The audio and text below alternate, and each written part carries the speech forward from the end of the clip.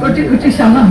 আমার মতো যারা মা হারা, সন্তান হারা বাবা মা, তাদের কাছে আমার অনেক সালাম।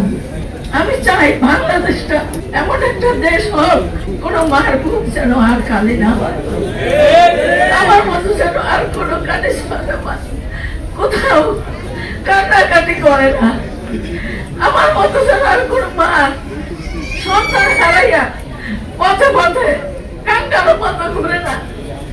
এমন একটা মানুষ চাই যে গরিব দুঃখী অনাহারতে মুখে একটু দানা পানি দিবে, দেশটা একটু সুন্দর করবে, সবাইকে পুনর্বাসন দিবে। আমার ছেলের তো শহীদ সড়কটাই এখনো হলো না। আমার আইডি কার্ডে একটু ঝামেলা, শুধু জামাত ইসলাম শহীদ ডক্টর শহীদ উনি ছাড়া আমার কেউ হেল্প করে নাই। উনি আমার ঘরে নাই, আমাকে 2 লাখ টাকা দিয়ে আমাকে হেল্প করছে।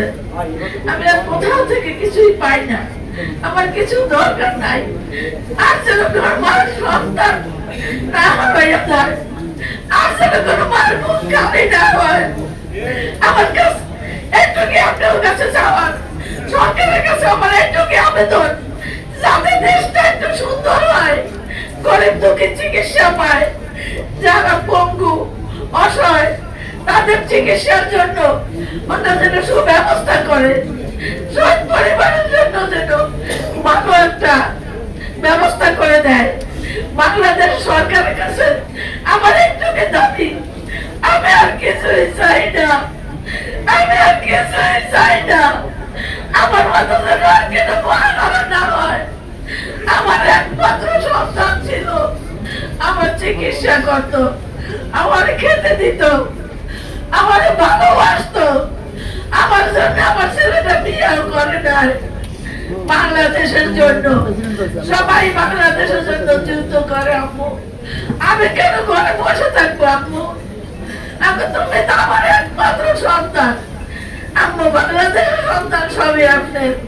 আপনি যে মা, আমার ছেলে যে চলে গেল 5ই আগস্টে, ফিরে আসলো না।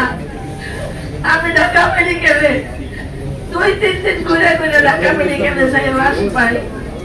আমার তখন জ্ঞান ছিল না, পুরো আসমান বাংলার গোরস্থানে আমি শুয়েছিলাম, আমি কোনো সারা পাই নেই।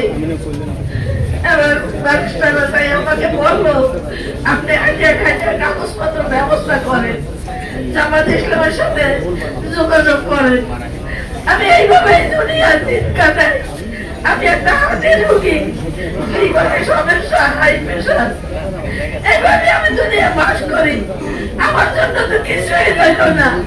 আমার তো একমাত্র সন্তান ছিল কামাই করার জন্য, একমাত্র ছেলে ছিল। আমার ছেলেটার জন্য সবাই দোয়া করবেন, যাতে আমার